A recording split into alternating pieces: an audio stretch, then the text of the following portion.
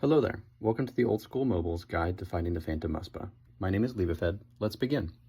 The Phantom Muspah is the boss that unlocks after completion of the Secrets of the North quest. It's a great mid-game moneymaker with some high-value drops and a fun pet if you're lucky enough. Muspah is a boss that alternates between a vulnerability to ranged and magic, indicated by its appearance and movement patterns. Phases swap roughly every 100 damage you deal to the boss. Therefore, you'll want gear for both styles. Be ready to switch to protect from magic when the Muspah charges a purple ball overhead to throw at you. The fight can be completed using only ranged gear, though your kills will be slower and you'll consequently use more resources overall. Recommended gear and inventory are shown on screen for fast and consistent kill times of 2 minutes 40 to 3 minutes 10 seconds, RNG dependent of course. I prefer the Arceus spellbook for thralls and greater corruption.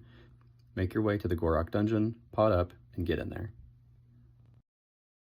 Once in the Gorok dungeon, Muspah is in the cave on the south end of the hallway. The fight starts with either ranged or melee phase. It's random every time. Looks like we're starting with the melee phase this time. Two methods to fighting in this phase: the step back method as I'm demonstrating now, or running around the room and attacking from distance, which I'll do later. The timing can be a little tricky to align initially, but the timing is to step 1 to 2 tiles away from the boss just after the hit splat disappears from your character. Move too soon or too late and you'll take damage. Take some feeling out to get used to. The second method during the melee phase is more simple. Run in a large square around the room, as I'll demonstrate shortly, especially during the homing spike special attack, and attack when able. Here's the beginning of the homing spike special attack that the Muspah uses. He'll shout into the air, cause anywhere from 2 to 5 spikes to chase you around the room, and he will continue on in his melee phase.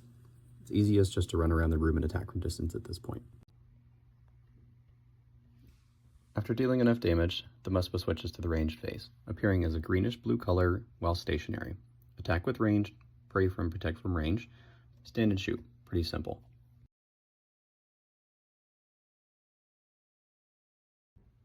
I'm sure you've noticed the single marked tile in the room. This is going to be our safe spot for that second special attack phase. Position yourself nearby and prepare yourself.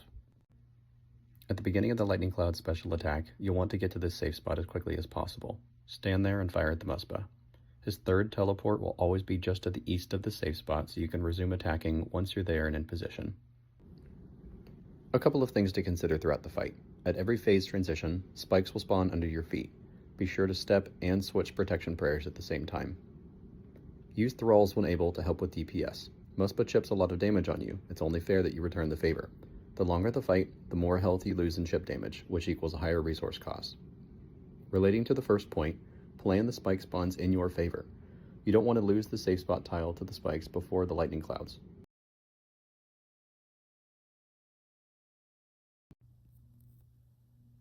Once the Muspah teleports to the center of the room, indicating the start of the shielded or smite phase, hide behind some spikes as quickly as possible. Now is a good time to cast Greater Corruption, which will help to drain the Muspah's shield faster. Swap to your crossbow and sapphire enchanted bolts, and pray range like you would during the ranged phase. Again, there's the potential here for magic attacks, so be ready to switch prayers at any moment. You can stagger your attacks against the Muspahs and try to flick smite for bigger hits and faster shield draining. You can see I intentionally move a couple of times and delay my attacks to try to get my timing opposite to the Muspahs to utilize smite. This phase is often the longest part of the fight, especially with some bad luck.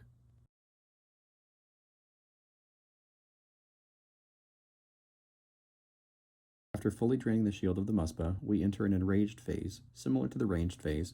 However, the Muspah will spawn more spikes under your feet and around the room. Be ready to step a few tiles away and swap prayers at any time. Rinse and repeat until you or the Muspah die. Best of luck at the Money Slug.